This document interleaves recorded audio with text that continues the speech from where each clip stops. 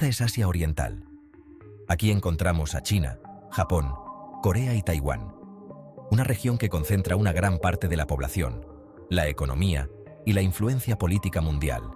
Y aquí está Europa, otro centro neurálgico del planeta, hogar de naciones altamente desarrolladas y de ciudades históricas que son referencia cultural y económica. Entre ambas regiones viven aproximadamente 2.400 millones de personas, es decir, alrededor de un tercio de toda la población mundial, y cada una de ellas produce, por sí sola, un Producto Interior Bruto cercano a los 20 billones de dólares. En conjunto, Europa y Asia Oriental representan aproximadamente la mitad de toda la actividad económica del planeta.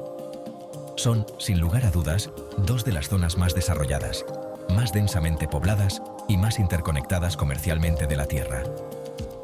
Aquí se concentran centros financieros globales, centros tecnológicos punteros y algunos de los puertos y aeropuertos con mayor movimiento del mundo. Pero entre ambas regiones, geográficamente, hay un único país, Rusia. Este hecho, que puede parecer anecdótico en un mapa, ha tenido durante décadas un impacto enorme en la manera en que se ha viajado entre Europa y Asia. En términos simples, un solo país controla, en gran medida, si Europa puede acceder directamente a Asia por aire y viceversa. Y durante buena parte del siglo XX, esa conexión directa no fue posible.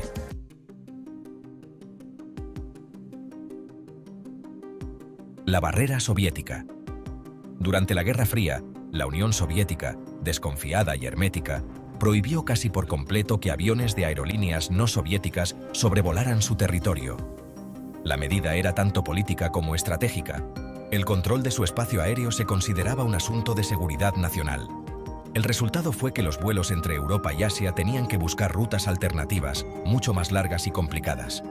Un ejemplo muy claro lo encontramos en la década de 1950. La aerolínea BOAK, precursora de la actual British Airways, operaba un servicio rápido entre Londres y Tokio.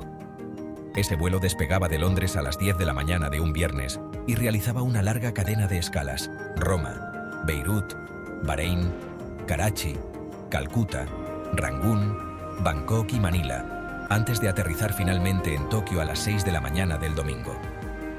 En total, unas 36 horas de viaje y aproximadamente 16.000 kilómetros recorridos para unir dos ciudades que, en línea recta, están separadas por poco más de 9.600 kilómetros. Lo curioso es que ese era su servicio más rápido, utilizando el moderno reactor Comet. El servicio más económico con aviones de hélices tardaba la friolera de 88 horas, partiendo de Londres un domingo y llegando a Tokio el jueves. Era evidente que aquello no era eficiente. La solución pasaba por encontrar rutas más cortas que esquivasen el espacio aéreo soviético.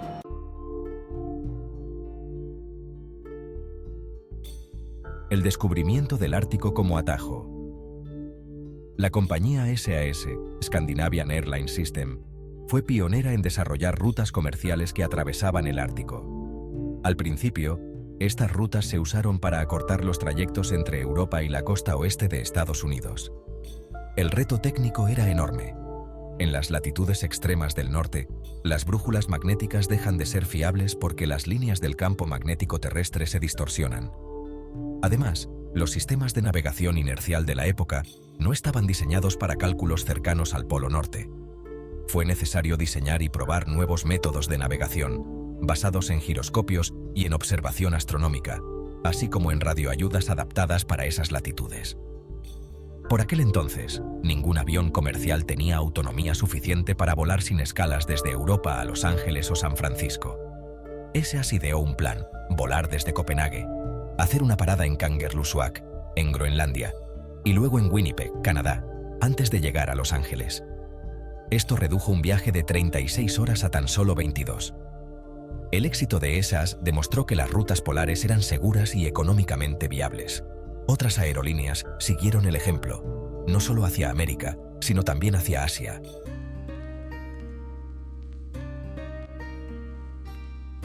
Anchorage de pueblo a centro mundial. La ruta más directa entre Londres y Tokio pasa sobre Siberia, pero como esa ruta estaba cerrada, las aerolíneas optaron por una solución: dar la vuelta al mundo en la otra dirección, pasando por Alaska. En 1960, Anchorage era una pequeña ciudad de 40.000 habitantes. Alaska había sido admitida como estado en la Unión apenas un año antes. Sin embargo, su posición geográfica, a medio camino entre Europa y Asia, por una ruta que evitaba la URSS, la convirtió en un punto de parada perfecto para los vuelos intercontinentales. BOAC, por ejemplo, operaba una ruta 3 veces por semana que salía de Londres a la 1:45 de la tarde. Llegaba a Anchorage 9 horas y media después. Hacía una parada de 1 hora para repostar y continuaba otras 7 horas hasta Tokio. El tiempo total era de unas 17 horas y media, la mitad de lo que duraba el viaje antes. Durante las décadas de 1960 y 70, Anchorage recibió vuelos de las principales aerolíneas europeas y asiáticas: Air France, SAS, KLM, Iberia, Lufthansa, Japan Airlines, Korean Air y muchas más. Durante un tiempo, aquel remoto rincón de Alaska se convirtió en uno de los lugares más cosmopolitas del planeta.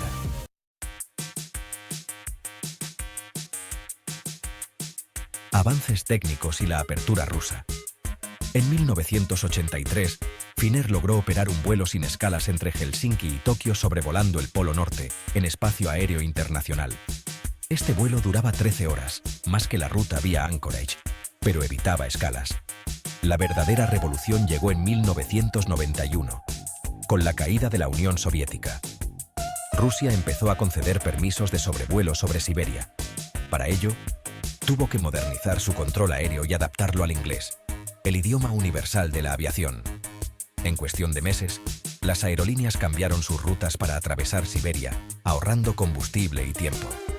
Anchorage, que había construido en 1982 una terminal internacional moderna para manejar cientos de vuelos al mes, quedó casi vacía en menos de 10 años.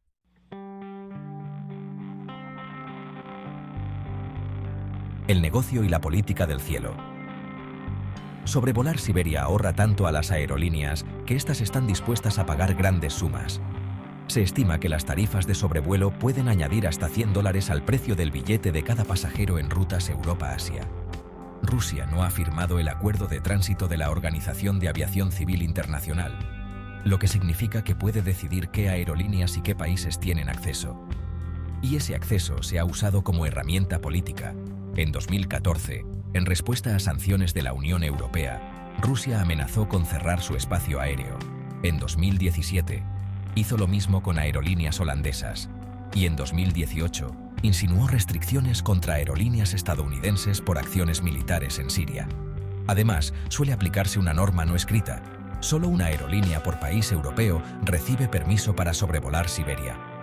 Esto favorece a las grandes compañías nacionales y dificulta la entrada de aerolíneas de bajo coste en el mercado Asia-Europa.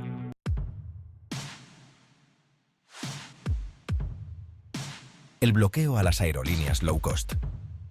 En Escandinavia, SAS tiene el monopolio del sobrevuelo siberiano, operando rutas a Tokio, Pekín y Shanghái.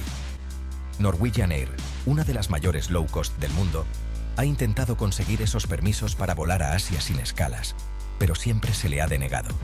Rusia sabe que las aerolíneas de bajo coste dependen de tarifas más reducidas y ha fijado precios de sobrevuelo que harían inviables sus rutas. Intentos similares de Icelandair o de la ya desaparecida WOW Air tampoco tuvieron éxito. El resultado es que la competencia en rutas Europa-Asia sigue siendo limitada y los precios elevados.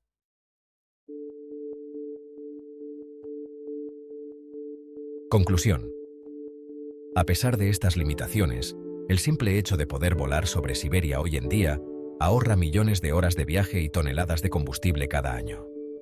El camino hasta llegar aquí no fue un salto único, sino una suma de avances técnicos, cambios políticos y estrategias comerciales acumuladas a lo largo de décadas.